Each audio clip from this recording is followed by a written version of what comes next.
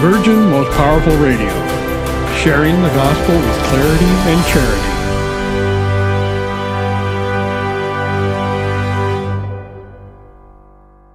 I'm a soldier for Christ. I'm a soldier for Christ. I'm a soldier. No, they'll never take us under, because we're bringing truth like thunder. Raining on your speakers like a ton of bricks. Hold the cross high, cause we're Catholics. Fight the good fight with the truth. Stand tall with the truth. I'm a warrior for Christ. I'm in love with the truth. Love God, save souls, slay error. Go stronger. Go stronger.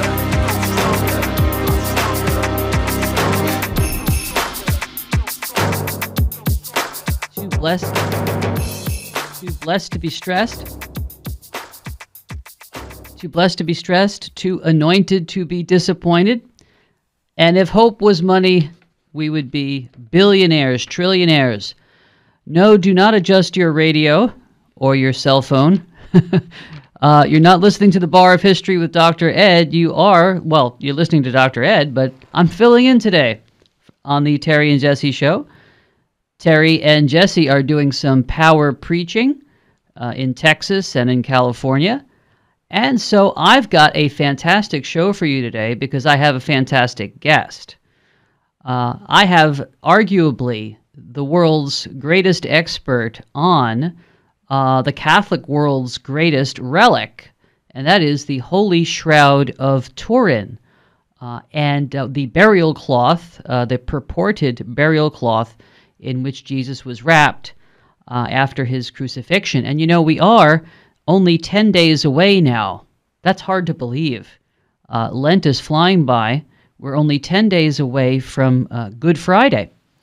And so what better topic to talk about than possibly, and more than possibly, we're going to look at the evidence here, the burial shroud that Jesus was wrapped in with proof of the Passion. And so without further ado, I would like to welcome to the program Mr. Barrie Schwortz. Barrie, you're on the line. I am here. Thanks, Ed, for having me on the program. Oh, what a privilege to have you, Barrie. So let's get started. Barrie, what's a nice Jewish boy like you doing with a Catholic relic like the Holy Shroud? Yeah, that's sort of the ongoing question that I get. But I always have to remind people that that is an authentic Jewish burial shroud and a Jewish man that was wrapped in it. So I guess a Jewish guy becoming well versed in the cloth and the image that it bears. And of course, I was a member of the scientific team in 1978 that examined the cloth. So I've had a chance to see it probably more than most for 5 days and nights continuous. In 1978, we performed the first and only ever in-depth scientific examination of the cloth. And even after we finished our work, it took another 17 years for the scientific evidence to convince me. But it was the science that convinced me that this had to be the real thing. So it's kind of ironic that I go out and I speak about this. And, of course, people look at me and sort of think maybe I'm being an evangelist when I'm really not, unless you could call me an evangelist for the science. But it was that science and the evidence that we collected and evaluated over that period of time. And for 3 years after we came back from Turin, it was that evidence that ultimately convinced me this had to be the only logical explanation for this, is that it's the cloth that wrapped the historic Jesus. Wow, that's amazing. Yeah, Barrie, we live in such a skeptical age where in some ways science has replaced religion. So people put a lot of stock in science. Can you take us back to 40 years ago when STURP, the Shroud of Turin research project, had gotten its marching orders? Tell us about the science that you guys did, or tell us about the experience of going to Turin. Well, it was, in fact, my very first time in Europe, and I have to be candid with you.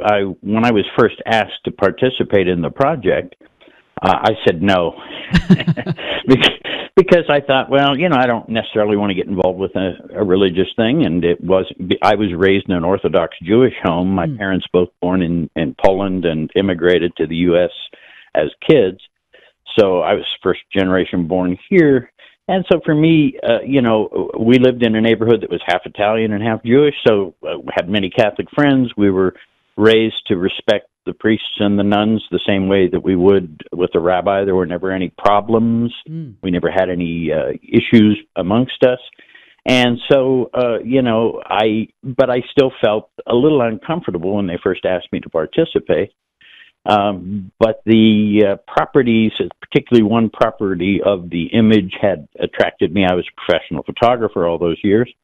And but the other thing I was thinking, and I admit this now publicly, I was also thinking free trip to Italy. It wasn't exactly the highest sort of reason for doing things, but it was also part of it all. And so obviously I did go and I did participate.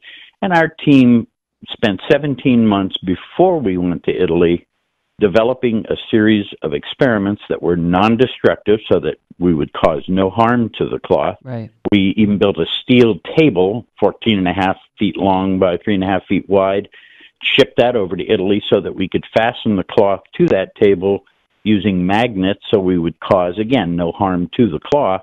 And that table could rotate up vertically or horizontally so that it would be easier to make photographs of it and to do some of the other experiments that were done, which included ultraviolet fluorescence photography, infrared imaging or thermal imaging, chemical analysis, microscopy.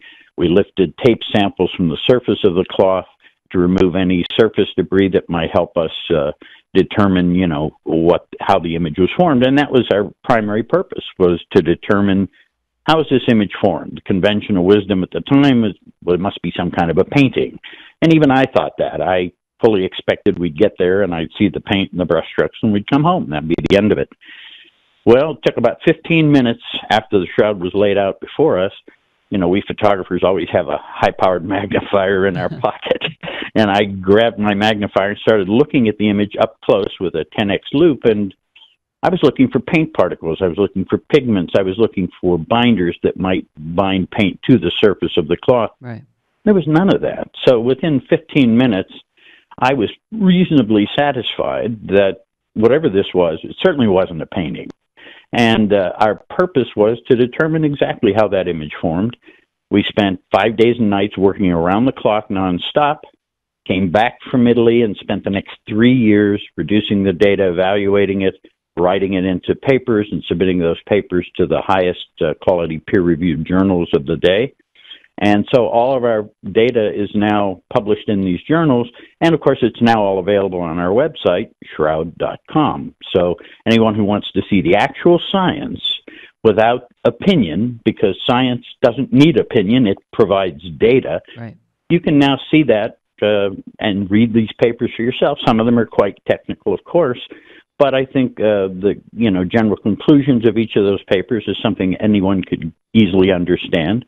And I think that our data did provide the primary database of information that we have scientifically on the Shroud of Turin. So our purpose, the sad part of it is this: we went there to determine how the image was formed, and in the end, we couldn't answer that question. Amazing. We didn't know of any mechanism that could create an image with the chemical and physical properties that we characterized on the shroud. So in effect, we failed. We could tell you what it's not. It's not a painting. It's not a scorch. It's not a photograph. Those were all possible ideas that people had suggested for how that image formed. We sort of proved that it was none of those, but we couldn't come up with a mechanism that could make an image that has these same chemical and physical properties. So maybe we didn't succeed 100%, but we did create the primary database of scientific information on the shroud, which to this day forms the foundation of almost all the research that's been done. Exactly. Well, now, Barrie, when you guys from America were over there, you were not alone, right? There were the Italians and some other folks that were examining the shroud. There's a funny story that you like to relate as to what they told you when they had the shroud in front of you on the steel table, something about you guys couldn't touch it or something was going to happen. Right. Well, look, I can understand how the Italian scientists were rather upset that they had never been given the permission to do what we did. And then this American group comes with big-name laboratories like Los Alamos National Lab and Sandia Lab and Jet Propulsion Laboratory. And so they felt we were probably there to steal their thunder, even though we didn't feel that way. Right. But I can understand a little resentment. So that story that you began to tell was when the shroud was unveiled, they told us, okay, because they realized that we were going to examine the shroud, and they had to relent on that. They were actually lobbying to stop us until the cloth was brought in the room. Wow. So they said, well, okay, you're going to examine the shroud, but whatever you do, don't touch it, because if you do, the carabinieri, the plainclothes state policemen that were all armed and guarding probably the shroud more than us, we were told if we touched the shroud, they would just shoot us. So there's one of my photographs, which is the one that you're referring to that I show in my presentations. That photograph shows the American scientists all with their hands behind their back. Now, that only lasted about 20 or 30 seconds before we realized that either they were putting us on, or maybe they were being mean-spirited. We didn't know. But obviously, when they started touching the shroud, there was no gunfire. So we realized that wasn't true. But for that one half minute or so, all the American guys were leaning over the shroud but had their hands behind their back. And I always make the joke about, how can you examine the shroud with your hands tied behind your back? Well, of course you can't. No, exactly. But I, like I said, even to this day, I can understand why there was a little resentment there. Sure. Because, we were granted permission by the then owner of the shroud, King Umberto II, the Duke of Savoy, whose family had owned it for over 500 years. And he was the one who gave us permission to examine it, not the church, not the Vatican, not the Pope. But that's a misunderstanding, I think, that happens continuously. People say, "Oh, how did you get permission from the Vatican?" Right. We didn't. Right. We got permission from the owner, the king. Gotcha. So, Barrie, when we get back from the break, I want to ask you about the carbon-14 tests, because 30 years ago it seemed like the shroud had been discredited. So, folks, we'll be right back with Barrie Schwortz. Don't go anywhere.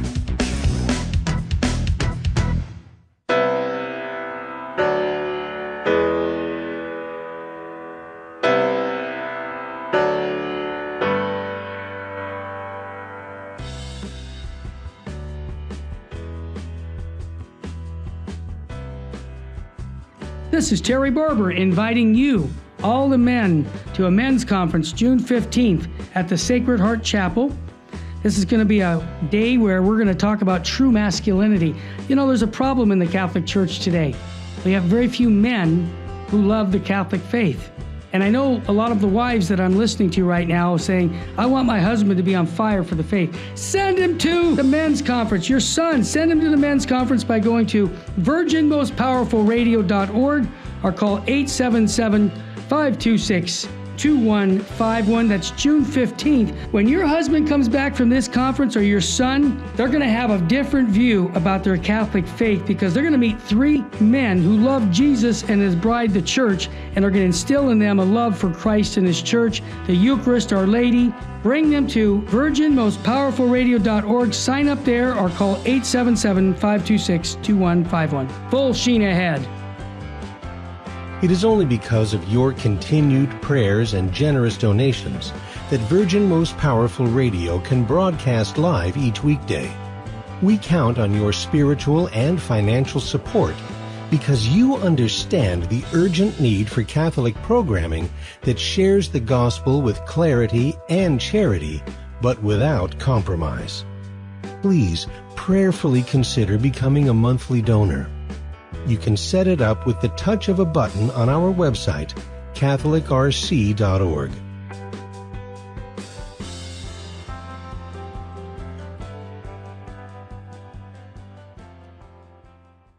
Buying or selling your home or your business property? This is Terry Barber. Real Estate for Life underwrites the Terry and Jesse Show, and they can connect you to one of 900 pro-life real estate agents around the world. And when they receive their referral fee, they will give 80% of it to a pro-life organization.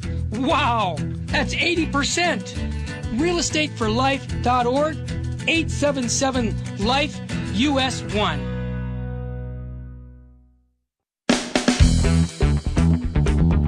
Welcome back to the Terry and Jesse Show. To join the conversation, call 888-526-2151. Now, here's Terry and Jesse. Well, not strictly true. Terry and Jesse are on the road doing some power preaching, but the doctor's in the house. That's right, Dr. Ed is here, professor of history and political science. And normally you can hear me Mondays from noon to 12:45, but I'm filling in today, and I've got a very special guest, one of the world's greatest experts on the holy Shroud of Turin. As we're about to enter Palm Sunday and Good Friday and then Easter Sunday. It's very apropos that we should be discussing this great relic and the scientific work that was done on it.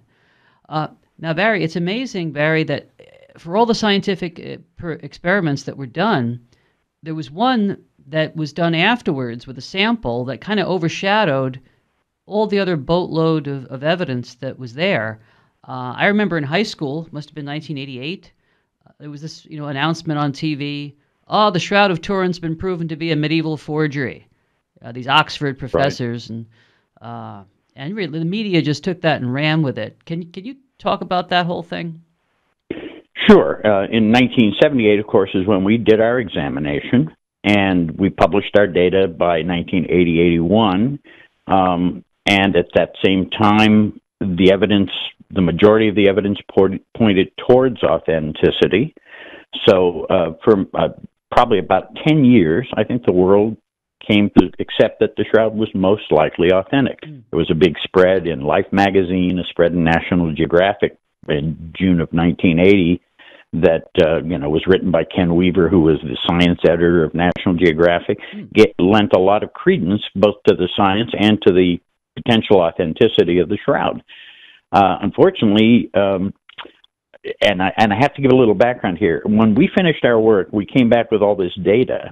Not only did we have, tests that were trying to answer specific questions about the Shroud and its image, there was a lot of data that came in that brought up new questions. So STURP, our team, in 1984, tried to form STURP 2. We formed up another team with another set of experiments with another carefully crafted 60 or 70-page test plan that included 26 tests, 25 of which were either new scientific tests to gather new data or tests specifically to try and answer some of the questions raised by our original data.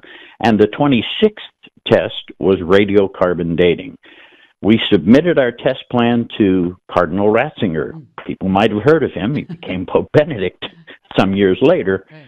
Cardinal Ratzinger, who I consider the Pope that probably knew the most about the Shroud from a scientific point of view, looked through reviewed our proposal and approved it and sent it on to Pope John Paul II.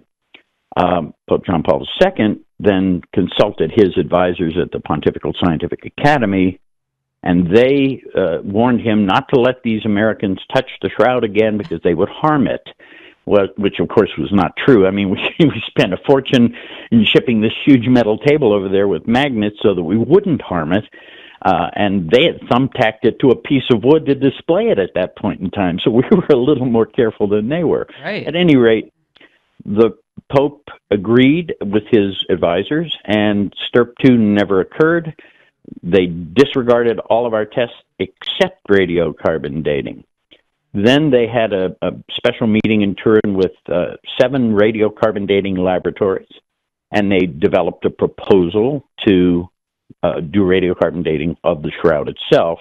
The problem was just a few months after they developed this protocol, if you will, the protocols developed, and then all of a sudden the word came out of Turin that instead of 7 laboratories, only 3 would be given the opportunity to do the testing. And this created a lot of unhappiness amongst the radiocarbon dating scientists, one of whom, Dr. Harry Gove, the man who invented the AMS radiocarbon dating method used to examine or to date the Shroud, he said that if the test protocol gets modified the way it had been, that the results would forever be in doubt. This from a man who was not a pro-Shroud guy, and he was pretty much an anti-Shroud guy, Wow. but he recognized that reducing the number of labs, reducing the sample site to a single site on the Shroud was not good science. But that's exactly what happened. They took one sample, and remember that our team spent 17 months planning our tests, experiments, writing it all out, even down to 5-minute increments of who would be where at what part of the Shroud doing which test.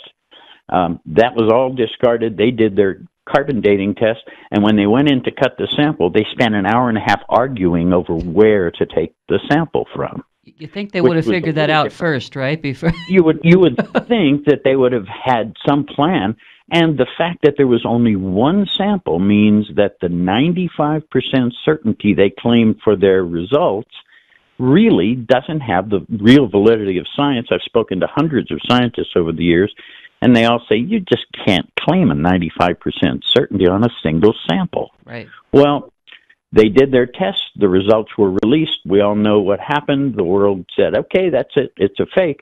You know, in the real world of science, if you do 100 tests and 99 point in one direction and 1 points in the opposite direction, right, that's considered an outlier and is typically disregarded. Correct. In the case of the Shroud, just the opposite occurred. They disregarded the 99 tests that pointed towards authenticity in favor of the one test that went against it. And I guess you can sell more newspapers with saying Shroud is a fake than saying looks like the Shroud might be authentic. So that's what happened. And for the next 12 years, the Shroud world pretty much came to a screeching halt. A lot of researchers who had been very interested in working on the Shroud sort of wandered away and disregarded it after that, including several members of our original team, even though we had all the evidence in our hands that showed that this was most likely authentic. So for 12 years, I call those the dark days. And it wasn't until 2000 when two researchers presented a paper at a conference in Italy, and they claimed that, wait a minute, the carbon dating was correct. The only thing that was incorrect was the poor choice of the single sample. Now, think about this. If you test one area of a cloth that's 14.5 feet long by 3.5 feet wide, and a cloth that's been damaged in the past and had been repaired multiple times, had pieces cut out of it by the Savoy family that they used as gifts of relics right, to royal family members when they got married, things of that nature. When you have all of that happening, you can't just rely on taking a sample from one part of the Shroud. You really need a control sample from somewhere else, anywhere else on the cloth. Didn't have to be anywhere near the image. Could have been from a different corner of the cloth. But several sample sites were ideal. And originally there were to be multiple sample right, sites. When the protocol got changed, they got down to one sample, and that's what we were stuck with. These researchers said that they had shown photographs of the samples to 3 different textile experts, and all 3 textile experts, independent of each other and without knowing it was coming from the Shroud, said the same thing. This has been carefully manipulated. Somebody did some reweaving or some repairing in here that was done so well that it wouldn't be obvious to anyone but a real authority, a textile expert. So they presented this saying that the only thing wrong with the carbon dating was the choice of a bad sample. I thought this was amazing. This was the simplest solution because during that 12-year dark day period, every kind of theory attacking radio carbon dating came out, and all were proved to be wrong. So we didn't have an answer. But those of us who'd been studying the Shroud for any period of time knew that there was evidence in the historical record that showed this cloth existed well before the earliest possible dates given by the carbon dating labs. So it was very frustrating for us. This paper came out. I published it on Shroud.com and got a phone call from Ray Rogers, the lead chemist of the STURP team, of our original team, from Los Alamos National Labs, and he chastised me for publishing a paper that wasn't written by scientists, but by these to non-scientists that he referred to as the lunatic fringe. He called me up and he yelled at me for publishing it, and I said, Ray, you should go back and read the paper. Right. He said, you know, he had a piece of the shroud left in his safe from many years, 20, 25 years earlier, and so what he did, he said, give me 5 minutes, I'll prove them wrong. About an hour and a half went by. He called me back. He was much more sedate, and he says, you know, I don't believe it. I said, what, Ray? He says, I think they're right.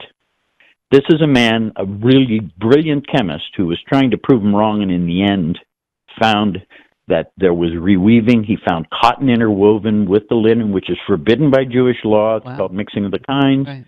I'm sure you know about that. And no cotton or wool should be interwoven with it. It says in the Old Testament that a burial shroud needs to be of pure linen raiments. So the fact that we found cotton in there, and then Rogers did the chemical analysis and found that the new cotton that had been woven in had then been dyed, because it didn't match the color of the original shroud, had been dyed to match with rose madder dye from the madder root plant and a gum arabic base. He did the chemical analysis, found that in the sample, and the piece that he had in his safe came from immediately adjoining the area where the carbon dating sample was taken from. So some of the fibers were common to both. Right. Well, when he found that, he realized that a sample laying in his safe for 25 years wasn't going to be adequate for a scientific paper. So he requested a portion of the sample that had been set aside, of the carbon dating sample itself, a reserve piece. He requested and received a portion of that, found the exact same thing going on in the actual sample taken for dating, consequently published the first scientific paper in 2005 that challenged the radiocarbon dating results for the first time in the peer-reviewed scientific literature in a very highly credible journal. So that was the beginning. Several years later, Benford Marino, the two who had published that or written that original paper, had their work, further work, published in Chemistry Today, which is a highly regarded Italian journal, an English-language Italian journal, that further supported the anomalous nature of the sample used. And we just had a new paper published just last week. Ironically, the laboratories would not release their raw data, and for 30 years they refused. It took the Freedom of Information Act in England to get the British Museum to release the data. They were the overseers of the three labs. And I have to add one more part to the story. As soon as the Oxford lab and the other two labs released their results claiming the shroud was a fake, the Oxford laboratory received £1 million from anonymous donors for debunking the shroud. And the gentleman at the British Museum, Michael Tite, who was chief researcher at the British Museum, a very prestigious position, he was the overseer of the three labs. He resigned from the British Museum and took a permanent chair at Oxford with some of that money. Wow. So that's all a matter of public record. I'm not making any of this up. You can look it up. So we've got faith, we've got science, and we've got intrigue. Barrie, if you can stick around, we'll be back after the break. And folks, absolutely, call a friend, tell them to listen to Virgin Most Powerful. We got some stuff, fascinating stuff.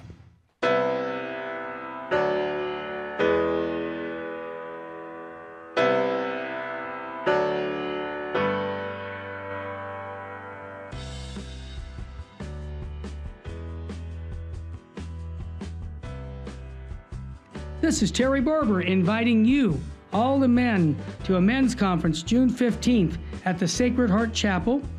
This is going to be a day where we're going to talk about true masculinity. You know, there's a problem in the Catholic Church today. We have very few men who love the Catholic faith.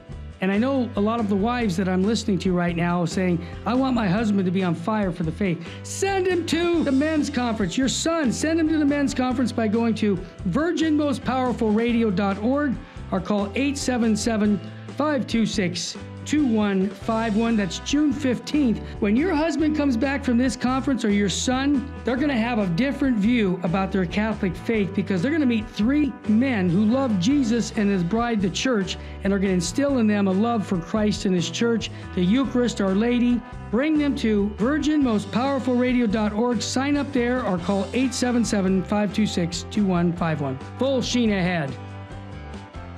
It is only because of your continued prayers and generous donations that Virgin Most Powerful Radio can broadcast live each weekday. We count on your spiritual and financial support because you understand the urgent need for Catholic programming that shares the gospel with clarity and charity, but without compromise. Please prayerfully consider becoming a monthly donor. You can set it up with the touch of a button on our website, catholicrc.org.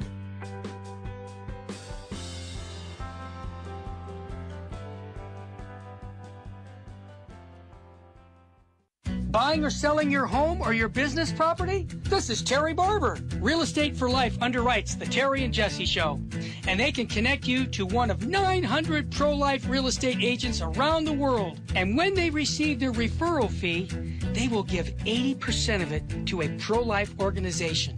Wow, that's 80%. realestateforlife.org, 877-LIFE-US1.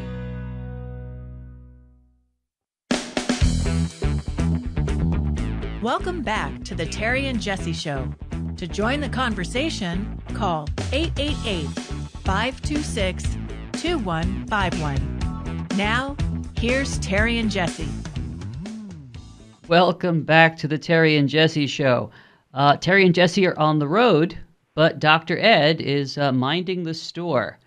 And we've been having a fascinating conversation with Barrie Schwortz, the official photographer for the 1978 Shroud of Turin research project that spent 5 whole days alone with the Shroud of Turin, the purported burial cloth of Jesus, doing all kind of scientific experiments. And we've also been talking about how in 1988, there was this controversy over the carbon-14 results that claiming that the shroud was a forgery. And what we've learned from Barrie is that in the first place there was machinations going on at the Vatican and with laboratories, and then beyond that they didn't follow the scientific protocols, and after that we've learned that the sample that they only took one sample, and they took it from essentially the worst part of the shroud you'd want to take it from, like from the little corner at the edge, and that in the 21st century we've learned that that there's actually other fibers mixed in, cotton mixed into the linen, which totally contaminates the sample. So if in 1988 the carbon-14 discredited the shroud, in 2019 I think it's safe to say that the shroud has now discredited the carbon-14 dating. But Barrie, I wanted to ask you, Barrie, tell us about the boatload of evidence that shows that it is the authentic burial shroud of Jesus. For example, it's real blood, right? Sure. Now, I want to be clear that science can never prove who the man of the shroud is. People say, well, can't we do DNA? And I always have to remind people, well, do you happen to have the complete DNA profile of Jesus of Nazareth? That's what it would take. DNA is a comparative analysis procedure, so you have to have a complete profile of one to compare to a complete profile of another. The blood on the shroud has been shown to be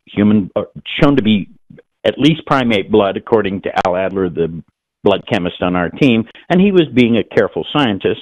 But that is blood. The blood flows are natural. They were not applied by hand. They are from direct contact between the cloth and the body. And this is from a number of highly qualified forensic pathologists, including Dr. Robert Buckland, who was on our team and was the guy they based the TV show Quincy on back in the day. Wow. And he was a consultant to the program's producers. So we had real forensic pathologists studying these blood flows, and also Dr. Frederick Zugaby, who was the medical examiner of Rockland County, New York for 35 years, 20-some thousand autopsies under his belt. and he not only did the research on the shroud, but on the effects of crucifixion on the human body, and published that into a book, which you can look up on shroud.com.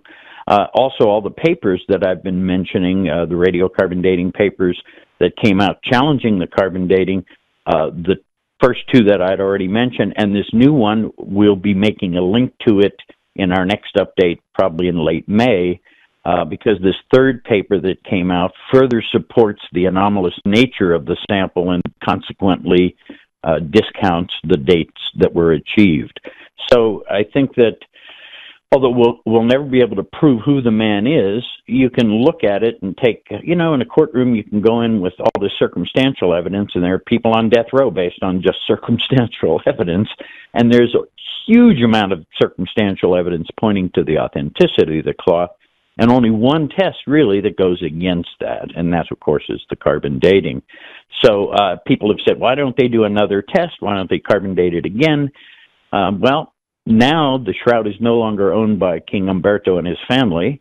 When he died in 1983, he left it not to the church as an institution, because he recognized it would take 130 cardinals to vote each time, and that wouldn't be very efficient. So he decided to leave it to the living pope. So at the death of King Umberto, after 2 years of probating his will, the shroud, the legal owner of the shroud, became the living pope. In that case, it was John Paul II. And each successive pope becomes the legal owner so that only one man can make the final decision of what is done with the shroud. So right now, it's really not up to the church, it's up to the pope. And I think that there's now sufficient evidence. Now this new paper makes 3 papers in the peer-reviewed literature that challenges the radiocarbon dating.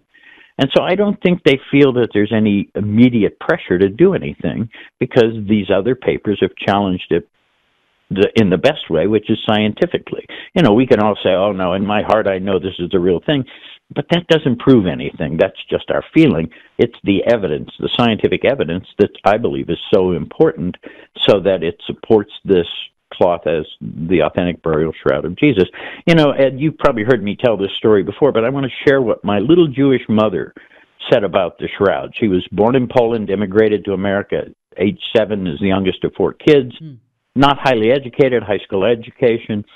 About 15 years ago, I was back in my hometown of Pittsburgh to go to a reunion, and my Catholic friend said, while you're here, why don't you do a talk? In the Archdiocese of Pittsburgh were kind enough to provide a venue, put me on the radio, put me in the bulletins. And so we had this wonderful talk where I could make a presentation. Of course, my mother was there, my brother, my cousins, the whole family showed up. And we had a wonderful time, and it was a great presentation, and we were finished, and we were driving back home to my mother's place, and she was absolutely silent. And I always say this, when a Jewish mother is silent, be afraid. There's something going on. So I finally turned to her. I said, okay, Mother, what do you think? And she looked at me. Now, this is, like I said, not a sophisticated woman or a scientifically oriented woman. And she said, well, of course, it's authentic. And I was shocked. It took me 17 years after leaving my own DNA on the cloth. And now here's my little Jewish mother. Here's one lecture, albeit, of course, from her son. But still, she's convinced in one lecture that this is real. And I said, what makes you say that? I was really shocked. And that's when she got that kind of condescending tone of voice that mothers can get. And she looked at me and she said, Barrie, they wouldn't have kept it for 2,000 years. If it belonged to anyone else, it wouldn't have mattered. Wow. And I kind of laughed when she said that, but the more I thought about it, the more I realized how right she was. Think about this. The cloth contains an image and blood. Required, first of all, anything stained with blood must be buried with the body. That's Jewish law.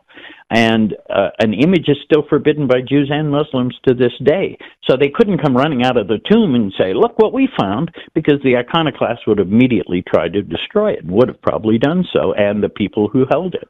So it had to be kept a secret. So my mother's sort of Jewish mother insight to this was, well, of course it's real, because who would keep a burial cloth that belonged to Joe Blow? Nobody would care. Right. And that was a really profound observation she made in her very simple terms. So I'm very proud of her.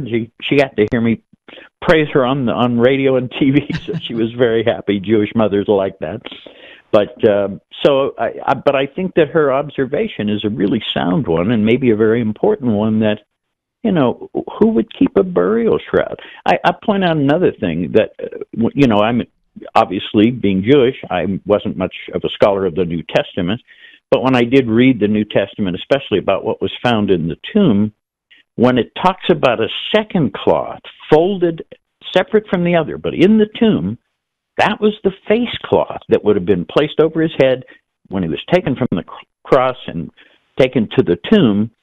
It had blood and pleural fluid, no image, but blood and pleural fluid on it. And why was it in the tomb? Because Jewish law says if it contains the blood, it must be buried with the body. So as soon as I read that passage, I could easily say authentic Jewish burial. Exactly. You know, Barrie, talking about tough audiences, besides Jewish mothers, you've given presentations to Muslims. Now that's a tough crowd, because they don't, you know, according to Islam, Jesus was not actually crucified. So can you speak a little bit about what your experience was like presenting shroud evidence to a Muslim audience? Well, you know, the one thing that most of us don't know about Muslims is there are 73 sects of the Islamic faith. The ones we hear about are the largest two, Sunni and Shiite, and they have been killing each other tribally for about 1,000 years. So they're the ones that completely reject that. But there is a sect of the Muslim community called the Ahmadiyya community. They're originally from Pakistan. They have been kicked out of the Islamic faith as heretics because their motto is love for all, hatred for none. Wow. They're about 120 years old. They're the fastest growing sect of Islam. They practice their faith as good as any good Christian does. They live their faith just the way good Christians and Jews live their faith. And so they had a publication about 120 years old called Review of Religions. And some years ago, about 10 years ago, they asked to reprint one of my articles on the shroud, which I obviously said yes. Then they asked again to reprint another of my articles. And then in 2015, I believe it was, 2014 perhaps, they decided to do an entire issue on the shroud, and they filled it with my photographs and articles and things. And that was such a successful issue, which, by the way, there are about 150 million Ahmadiyya Muslims around the world in about 200 countries. That was such a successful issue that they had to reprint more, and they decided to invite me to come and address their annual event convention they have in England called the Jalsa Salana. Well, I was a little apprehensive. I didn't know anything about Muslims, and here I am, you know, a Jewish guy. So I actually... Yeah, Barrie, this sounds like one of those jokes, you know, a Jew goes into a bar and gives a talk on the Catholic relic to a bunch of Muslims. That's true. Anyway, they invited me. I was a little apprehensive, so I did a little homework, learned a little more about the Islamic faith, which I think maybe it would serve all of us a little better to do. Sure. And I realized that this wasn't some fluke. This was God opening a door. The Ahmadiyya Muslims believe Jesus was crucified. Now, here's the rub. They believe the shroud proves he survived the crucifixion, and there's a tomb of Jesus, or whoever's in it, I don't know, in Kashmir, in the disputed part between Pakistan and India. Right. So they see the shroud as evidence to support their belief that Jesus survived and died over there. Barrie, I hear the music. Can I hold you over for the next? Yes, go ahead. We'll talk about it after the... Folks, we'll be right back.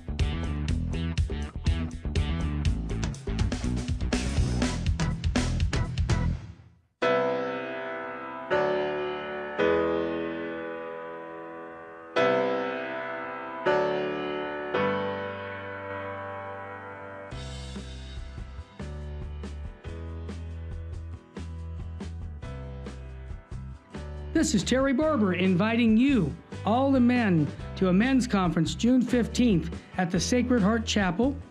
This is going to be a day where we're going to talk about true masculinity. You know, there's a problem in the Catholic Church today. We have very few men who love the Catholic faith. And I know a lot of the wives that I'm listening to right now saying, I want my husband to be on fire for the faith. Send him to the men's conference. Your son, send him to the men's conference by going to virginmostpowerfulradio.org or call 877-526-2151. That's June 15th. When your husband comes back from this conference, or your son, they're going to have a different view about their Catholic faith, because they're going to meet three men who love Jesus and his bride, the church, and are going to instill in them a love for Christ and his church, the Eucharist, Our Lady.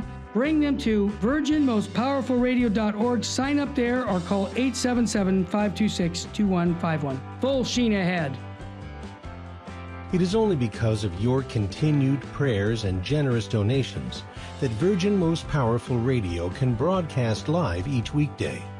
We count on your spiritual and financial support because you understand the urgent need for Catholic programming that shares the gospel with clarity and charity, but without compromise. Please prayerfully consider becoming a monthly donor. You can set it up with the touch of a button on our website, catholicrc.org.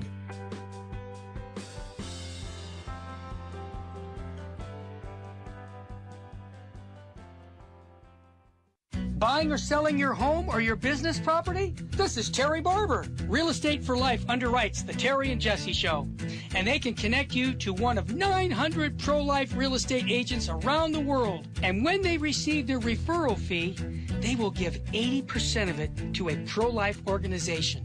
Wow, that's 80%.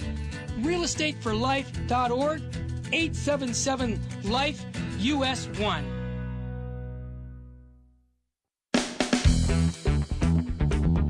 Welcome back to the Terry and Jesse Show. To join the conversation, call 888-526-2151. Now, here's Terry and Jesse. Welcome back, everybody. Terry and Jesse are out doing some power preaching in various states, but I'm minding the store. I'm Dr. Ed. I'm normally the host of the Bar of History, Mondays at noon. But I'm filling in today, and I've got a spectacular guest. He's telling us all kind of wonderful things about the Shroud of Turin that maybe some of you have never heard before. If you want more information, there's literally an encyclopedia of information and articles and references on Barrie's website, shroud.com. And Barrie, am I right that you're older than Google? By a year. Because people often make a big issue of our being number one on Google, and I don't mean a paid number one, but the actual number one. Only occasionally topped by Wikipedia, which isn't really a fair comparison. But I wanted to kind of continue my story about the Muslims, because I think it's really important for people to understand that my initial apprehension certainly could have been well-founded, but I did my homework and decided that I should go and talk to the Muslims. There was something we had in common. You know, it's so easy to find the differences amongst ourselves, but to find something that we have a common point on, even if they view it from a completely different point of view than we do, gave us an opportunity to find something in common to begin a dialogue. So you were saying that they thought that Jesus, this is a sect of Muslims that believe that Jesus survived the crucifixion. Correct. They believe he was crucified, he was taken down, wrapped in the shroud, and the fact that there are several forensic pathologists in Europe who've claimed that the shroud shows the man was still alive. They have kind of captured that themselves and got hung on that point of view, which is fine. I mean, that's their point of view.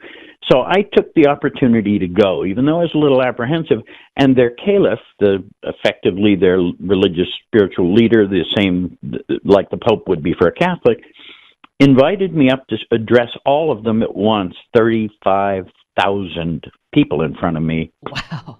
And so I was a little nervous. I speak a lot, and I don't usually get nervous, but standing in front of 35,000 Muslims was just a little nerve-wracking. And so I told them, I was very honest. I got up, I had nothing prepared. They gave me a short notice to come up on the big stage and address everybody. So I got up there, it was my turn to speak.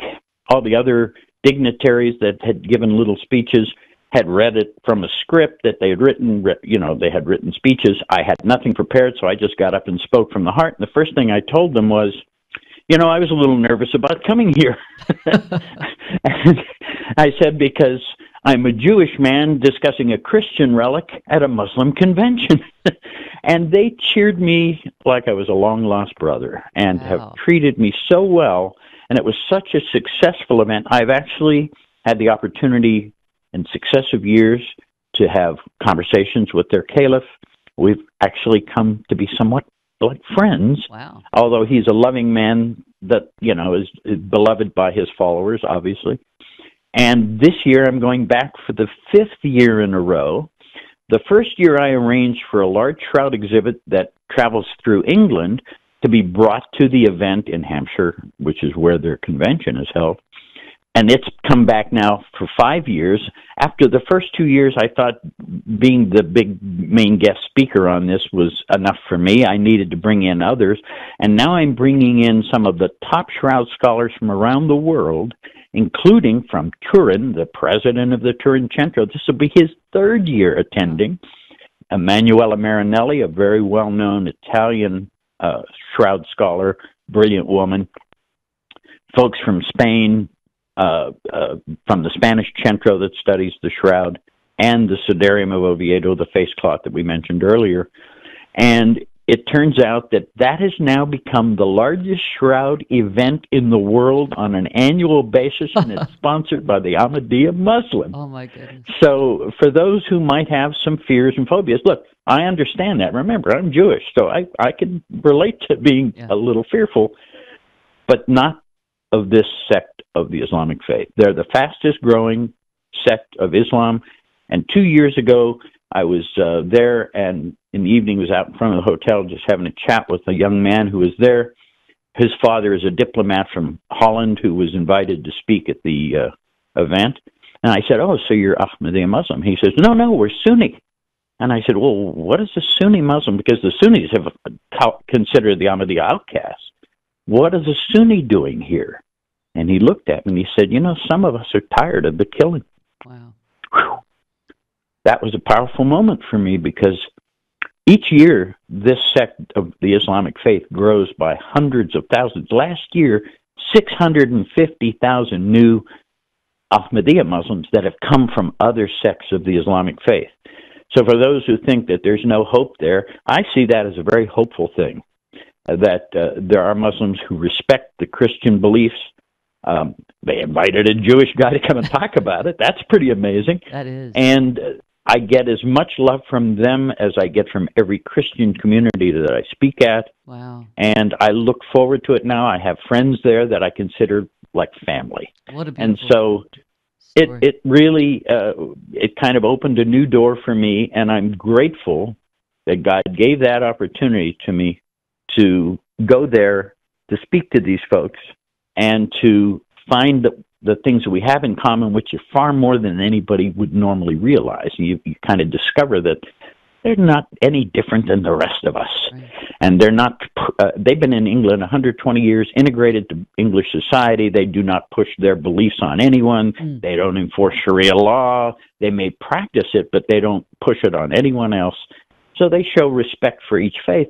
Their publication, called Review of Religions, which is about 117 years old, I think, it's the only magazine, I get a monthly copy, of course, it's the only magazine I can pick up where I can open up to the back inside cover and see all the Jewish holidays, the Christian holidays, the Hindu holidays, the Islamic holidays. Who can even, you wouldn't fathom something like that even being possible. And so my feeling about the Ahmadiyya Muslims is that they give me hope that there is a possibility that the things that we've been hearing and seeing, look, nobody's going to get the Sunni and Shiite to stop fighting each other the way they have for 1,000 years. But hopefully this migration of Muslims to this more peaceful, loving sect might be where the future lies. So I'm hopeful about that. Well, it's now, funny. I want to address. Go ahead. I just wanted to address one thing before we run out of time, because we're getting close. Yes. because at the beginning of this, you said, well, gee, what's a nice Jewish boy like me doing involved with this most important relic of Christianity? Well, you know I have an answer for that, right, Ed? Because Yes. you've heard my talk. And I wanted to get it in before we ended. Good. I always say this at the end of my talks, that it took me a long time to figure it out. What the heck am I doing in the middle of all this? And the answer I have come to believe is, excuse me, as I always put it, isn't it funny how God always seems to pick a Jew to be the messenger, and I'm simply a messenger? Wow. And I don't know how much detail you want to get in on this, but Barrie, you actually came back to belief in God as a result of the Shroud. I did. What happened was once I built the website and it began to grow, and many people began. We get 1.5 million or so visitors last year, and it's growing beyond that. So I'm sorry, I've lost my train of thought. Where was I going with? Sorry. No, that's okay. So were you an agnostic? Is that what you? Yeah. No, I wasn't an agnostic. I just didn't. I had walked away from God at age 13. I had perceived hypocrisy within my own faith. I've now seen it in all. So that's a human thing, not specific to any particular religion. Right. So I really didn't have God as part of my life throughout most of my adult life. It wasn't until I was in my 50s and I built the website when people started asking me that question, well, what do you believe? And I didn't know. I had no clue what I believed. So because my role in the world of the Shroud is simply to tell the truth, it makes the job easy. I don't have to make up anything to try and convince people. Here's the evidence, you decide. That's what it says on the front page of Shroud.com. Given the facts, you have to make up your own mind about this. So what happened was I wanted to be honest about my beliefs, and I didn't know what they were. So it forced me, for the first time as an adult, to confront my own beliefs. Now, I was raised in an Orthodox home where God was part of everything every day, and I'd always looked externally to find God. I've been to more masses than a lot of my Catholic friends, but none of it ever made me feel really connected to God. It wasn't until I sat down one day and said, Barrie, you got to look inside yourself. You really have to figure out so you can give an honest answer. And when I looked inside, I found God had been there all along, just waiting for me to acknowledge him. So how many Jews can say it was the Shroud of Turin that brought them back to their faith in God? Wow. I can say that. Right. That's amazing. Barrie, sometimes I come across people, and I know you do too, who, when you bring up the Shroud of Turin, even if they're believers, they're like, well, that's nice, but I don't need that. I'm not interested in that. I believe in God anyway.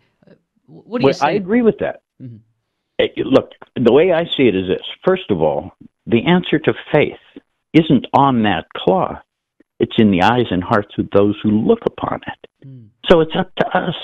And look, when I told that story to a friend of mine who's a priest, he smiled when I said I found God with him. And I thought, that's exactly what Jesus said. The kingdom of God is within us. Right. And I can agree with that because that's where I found God, right inside myself. And I'd always looked in the wrong direction. So I'm grateful for my involvement in the Shroud. It's had a great impact on my life in a very positive way. Of course, I get now to travel the world and tell the story and share the information about the Shroud and get to be on radio shows with my friend Ed. Thank you, Barrie. I appreciate that.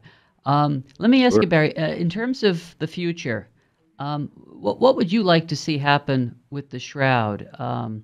Does it need extra protection? I mean, 20 years ago, they tried to burn it down.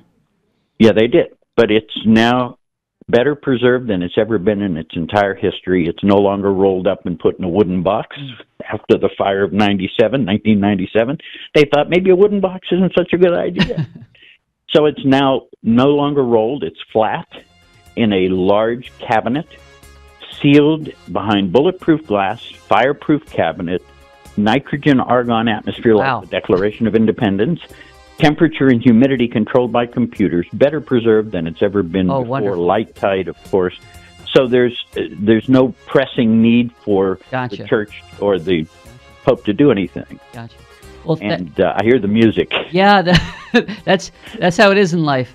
Well, Barrie, thank you so much for being with us. Thank you so much. God bless you. My pleasure. Please, folks, go to shroud.com and really sink your teeth into all this wonderful material about the Shroud that Barrie has made available. 40 years worth of Shroud science. And please, by all means, share this information with your friends and family. And please tell them about Virgin Most Powerful Radio. We thank you out there for supporting us. Well, since it's the Terry and Jesse show, let me end by telling you, make sure you're in a state of grace. That's where you want to be, and you don't want to be in a state of mortal sin. Not at all, not for a minute. Take care. God bless. Saint Faustina's Prayer for Priests. O my Jesus, I beg thee on behalf of the whole Church, grant it love and the light of thy Spirit, and give power to the words of priests, so that hardened hearts might be brought to repentance and return to thee, O Lord. Lord, give us holy priests. Thou thyself maintain them in holiness. O divine and great High Priest, may the power of thy mercy accompany them everywhere, and protect them from the devil's traps and snares, which are continually being set for the souls of priests. May the power of thy mercy, O Lord, shatter and bring to naught all that might tarnish the sanctity of priests. For thou canst do all things. Amen. Virgin most powerful, pray for us.